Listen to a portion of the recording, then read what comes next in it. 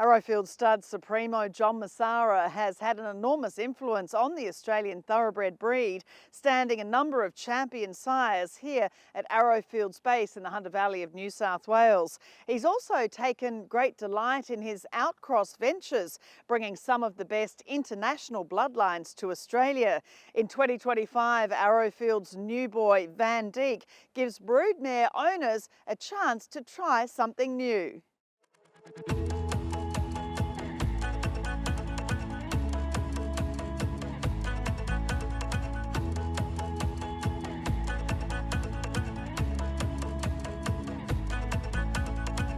Vandeek by Havana Grey from Mosa Mine, joining us from Cheveley Park Stud in England.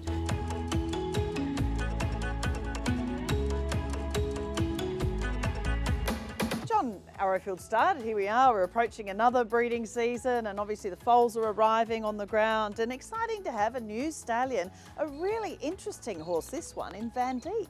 Yes, Caroline, he's an exciting horse, a champion 2-year-old in England, brilliantly fast horse, and something different for Arrowfield, but we're really excited by him, and he's been very well received by all the breeders.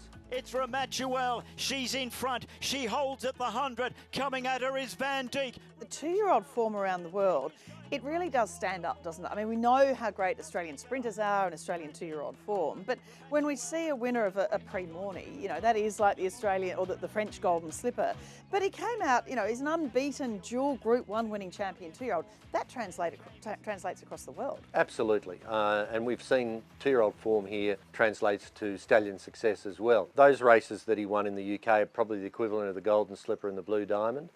And a horse like that, if he was in Australia, would be probably standing at 5 times the fee that this horse is. So I think he's exceptional value, but he's a great prospect. He's a stunning horse. We'll talk about his race record first and then investigate Havana Grey, his sire.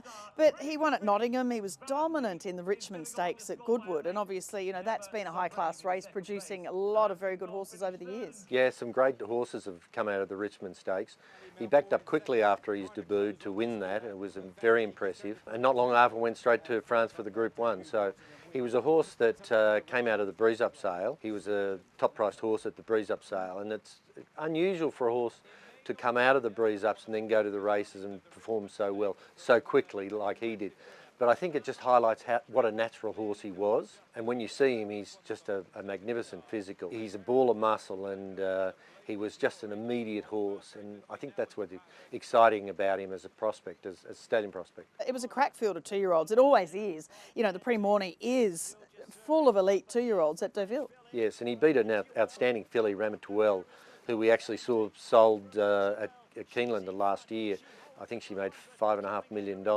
And she subsequently won a Group 1 very impressively on Arc Day. So he beat a top-class field there. He did it really impressively, and probably on ground that didn't quite suit him. It was slightly on the softish side. Subsequently, we saw that he was much better really on the hard, firm track, which he struck in the Middle Park. And Vandeek has shown a sparkling turn of foot here in the Middle Park. And again, the Middle Park Stakes in the UK has been won by some of Europe's most influential future stallions, of course. Yeah, it has, and it's no doubt, I mean, those sort of races, those horses that can win those high-class 2-year-old races, Group 1 races, inevitably turn out to be top-class race horses throughout their entire career, and have gone on to be great stallion success. Well, he had an interrupted start to his 3-year-old career, but of course he was third in the July Cup as well. Yes, he did. There was one hiccup after another at the start of his 3-year-old career. He was famously beaten at long odds on in his first start on a very wet track, which he didn't appreciate. Nonetheless, he got to the July Cup, notwithstanding that he'd had that interrupted preparation. It was nonetheless an outstanding performance. And of course, we're reminded that Danehill ran third in the July Cup under similar circumstances in his year, I think 40 odd years prior to that. So let's hope history repeats itself. And of course he was named champion European colt as a 2-year-old, you know, I mean, and you're stretching across obviously the Group 1 in France, and that is some of the world's best racing. Absolutely. And look, when you're champion anywhere, you're obviously very good, but to be champion of Europe, and we know how good the form is there, we've seen the horses come out and compete here, you know, even in the races like the Golden Eagle, won the last couple, those sorts of horses, you're dealing with world-class form, and he was at the top of the tree. As they come inside the final half furlong, but it's still Havana Grey with the lead. Now, Havana Grey, his sire, so a lot of people will be saying, well, hang on, who's Havana Grey? He won the National Stakes himself. Tell us about him and what he's done since. Well, he's been quite the revelation. He started at a lowly fee, I think £6,500 or something like that, but he's just a machine at producing these fast, precocious, early horses. He's had, I think, up to 28 stakes winners or something now. He's remarkable. He's been a remarkable success. He's not a big horse. He's not as big as Vandeek is at all, but he's been an absolute revelation.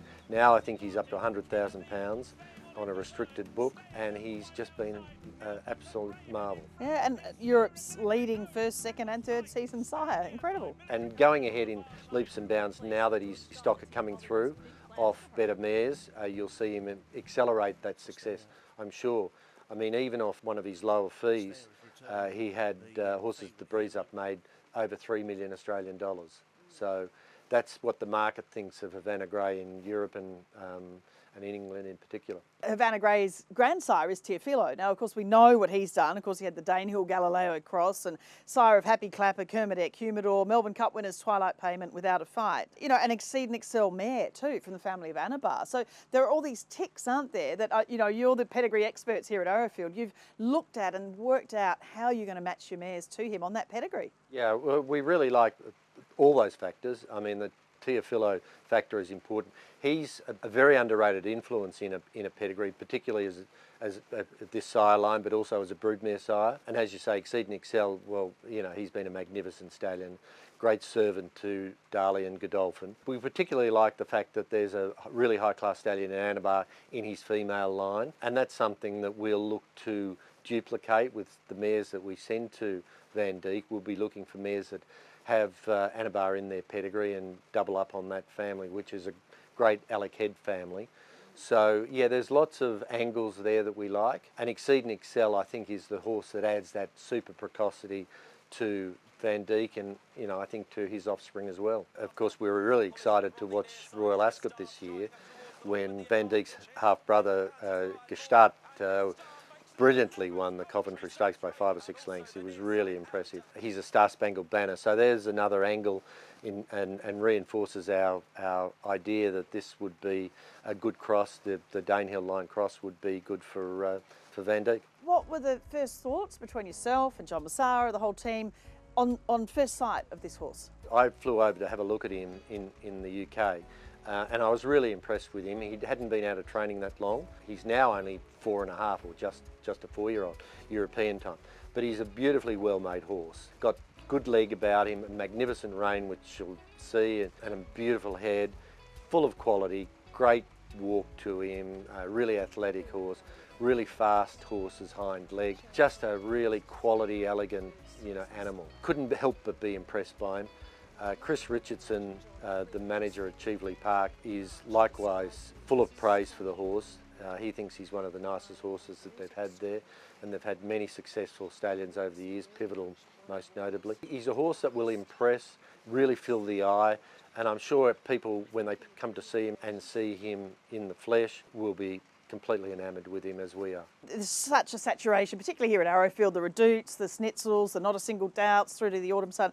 So much of that in your broodmare pool now. What sorts of pedigrees, obviously the Anabar, as you mentioned, but what other sort of horses would match up well with him on pedigree? Well, we're certainly going to put a number of our Schnitzel mares to him. I like that cross, and I like the type of physical that most of our Schnitzel mares are to complement Vandeek. So he'll be getting a number of those. We've got a few I'm Invincible mares, which I think will suit him. But generally the fast mares that we've got, you know, the Schnitzel Redoute's Choice, Not a Single Doubt, Hassanet. I think he's going to add that necessary leg and scope to some of those mares. You know, we're really excited. We're going to send him a number of really high-class mares with quite a few Group winners and a couple of Group 1 winners are going to him. So we'll be supporting him really strongly. We'll endeavour to give him the best opportunity that we can. It's something new and a little bit different, and I think that will be one of his strengths in coming into the gene pool that's available here. It's always interesting to have a new horse and always exciting, And the great anticipation, I suppose, will come next year when we see his first foals on the ground.